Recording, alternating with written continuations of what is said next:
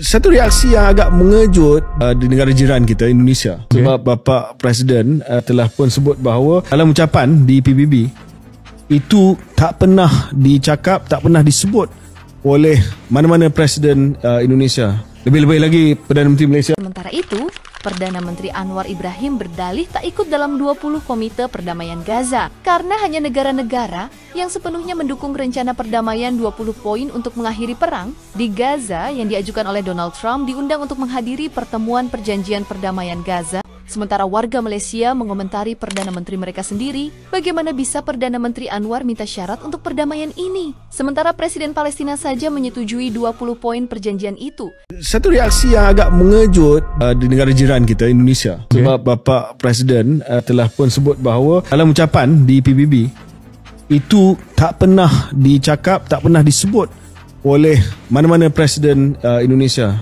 Lebih-lebih lagi Perdana Menteri Malaysia lah, sebab kita tak pernah cakap yang kita akan iktiraf Israel. The furthest we've gone is two-state solution. Maknanya kita acknowledge lah Israel tu ada. Ya. Tetapi yang ini Prabowo buat calculated move. Dia buat satu keputusan, perkiraan strategik, kata okey, mungkin inilah masa saya boleh menonjolkan Indonesia, mungkin di mata Amerika Syarikat, dan saya beranikan diri untuk cakap I will recognize Israel selepas Palestin diiktiraf dan diwujudkan secara rasmi oleh semua masyarakat ataupun international community. 13 Oktober tahun 2025, dunia menatap ke arah Mesir.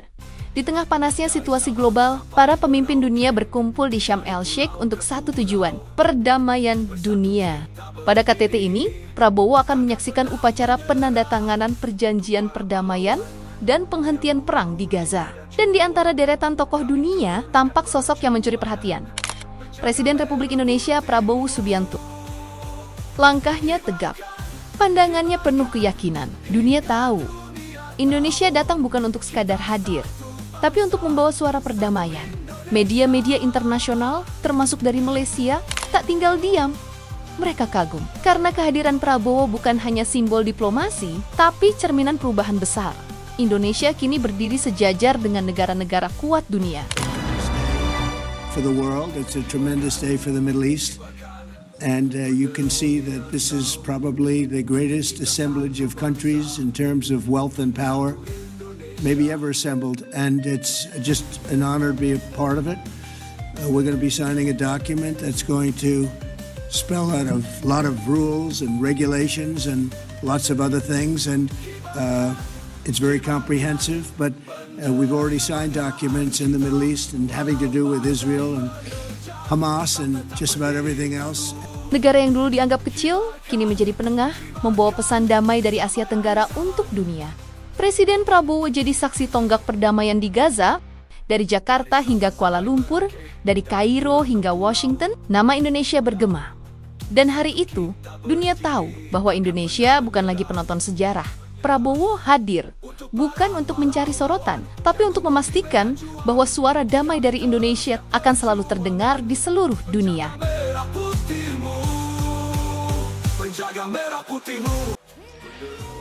Presiden Prabowo Subianto menyaksikan langsung penandatanganan dokumen perjanjian perdamaian dan penghentian perang di Gaza dalam konferensi tingkat tinggi perdamaian Sharm el-Sheikh.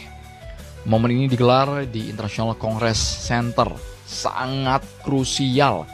Dokumen yang ditandatangani oleh ada Presiden Donald Trump, Presiden AS, Presiden Republik Arab Mesir Abdel Fattah el-Sisi, kemudian Turki Recep Tayyip Erdogan, Emir Qatar Sheikh Tamim bin Hamad Al Thani, dan yang ditunggu adalah KTT ini bertujuan untuk mengakhiri perang di Gaza, meningkatkan upaya untuk membawa perdamaian dan stabilitas ke Timur Tengah. Dan yang paling penting adalah mengawali fase baru keamanan dan stabilitas regional. Bahkan Presiden Trump mengumumkan Israel Hamas telah menyetujui fase pertama, yakni pembebasan sandera. Kita semua berharap ini merupakan pintu masuk awal perdamaian yang sifatnya permanen, jangka panjang. Tidak ada lagi yang namanya perang di Gaza. Itu komitmen yang kita nantikan bersama. Sementara itu, Perdana Menteri Anwar Ibrahim berdalih tak ikut dalam 20 komite perdamaian Gaza karena hanya negara-negara yang sepenuhnya mendukung rencana perdamaian 20 poin untuk mengakhiri perang di Gaza yang diajukan oleh Donald Trump diundang untuk menghadiri pertemuan perjanjian perdamaian Gaza. Anwar menyatakan bahwa Malaysia tidak setuju dengan sebagian besar isi proposal perdamaian yang diajukan oleh Amerika Serikat. Malaysia ingin melihat jaminan kemerdekaan Palestina yang jelas sebelum memberikan dukungan penuh, sementara warga Malaysia mengomentari Perdana Menteri mereka sendiri bagaimana bisa Perdana Menteri Anwar minta syarat untuk perdamaian ini. Sementara Presiden Palestina saja menyetujui 20 poin perjanjian itu, di mana gelombang pasukan IDF telah ditarik mundur dan rakyat Palestina berangsur kembali ke tanah mereka. Bertemu kembali, Perdana Menteri Datuk Seri Anwar Ibrahim menjelaskan hanya negara yang menyokong penuh pelan damai 20 perkara bagi menamatkan perang di Gaza yang dikemukakan Presiden Amerika Syarikat Donald Trump dijemput untuk menghadiri mesyuarat perjanjian damai Gaza. Sebaliknya, kata beliau, Malaysia hanya menyokong pelan tersebut dengan syarat. Beliau berkata demikian kepada soalan tambahan Ahli Parlimen Arau, Datuk Seri Dr. Syahidan Kasim, mengenai ketiadaan penyertaan Malaysia dalam mesyuarat gencatan senjata di Mesir pada Isnin. Negara-negara yang diundang adalah negara yang memberi sokongan penuh pelan damai 20 perkara tersebut. Malaysia tidak termasuk kerana Malaysia menyokong dengan bersyarat. Syaratnya ialah comprehensive solution, membawa balik rakyat Palestin yang terusir keluar dan beberapa syarat-syarat yang terkait dengan hak Palestin sebagai satu negara yang tak termasuk dalam plan. Plan tu kalau sudah baca 20 poin tak termasuk soal hak rakyat Palestin, negara dan kedudukan penjajahan yang terus berlaku dan keganasan yang dilakukan oleh Zionis Israel di tebing barat. Jadi kenyataan saya dan kenyataan Menteri Luar sebagai reservation disebut menyokong dengan reservation. Jadi itu kita lakukan. Tetapi ada yang bertanya kalau begitu mengapa kita sokong pelan damai? Seperti mana juga yang saya baca dari kenyataan Hamas yang dikirim kepada saya semalam, itu adalah kerana kita mahu dihentikan pemusnahan harta pembunuhan rakyat termasuk wanita dan bayi. Saya kita masuk, siapa sekor negara Indonesia, dia tampil ke depan terlebih dahulu. Presiden dia, Presiden Prabowo, masa bui ucapan atas pentas Perhimpunan Agung PBB, dia kecek pasal krisis kemanusiaan di Gaza tu. Dan memang sampai krisis yang memang teruk sekali, memang dah sampai tahap yang tak boleh nak diteruskan lagi. Okey, Indonesia, dia rasa dia kena buat sesuatu dah. Katanya dia sedia nak hantar pasukan pengaman, pasukan askar. Kalau PBB itu berizin lah. Siap sanggup gerakan lebih seramai 20,000 orang nak pergi misi keamanan itu.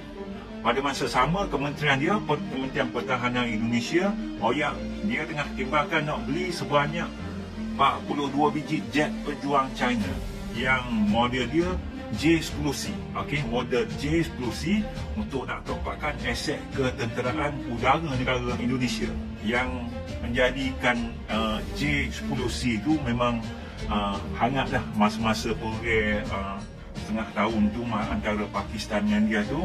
Inilah yang jet pejuang yang menarik perhatian seluruh dunia. Okey, pada masa yang sama juga pihak sebelah Mesir pula. Pihak sebelah Mesir tak boleh duduk dia. Okey, dia directkan atas tu sistem pertahanan Hongqi Tsunami. Di atas di sebelah utara dia Sinai. Nama utara Sinai Mesir. Tindakan tu membuatkan Israel rasa memang tertekan dan serabut sungguh. Okey, ia tuduh Mesir langgar perjanjian damai. Perdana Menteri Israel pula Netanyahu ni berasa tertekan lah. Terus dia minta tolong mereka tu caput tangan. Nak beri tekanan pula pada Mesir.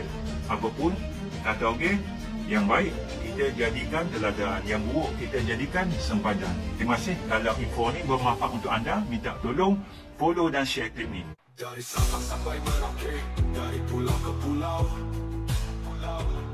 bersatu kita berdiri, takkan pernah menyerah. Untuk para pahlawan yang gugur di medan juang, kami teruskan perjuangan menjaga merah putih.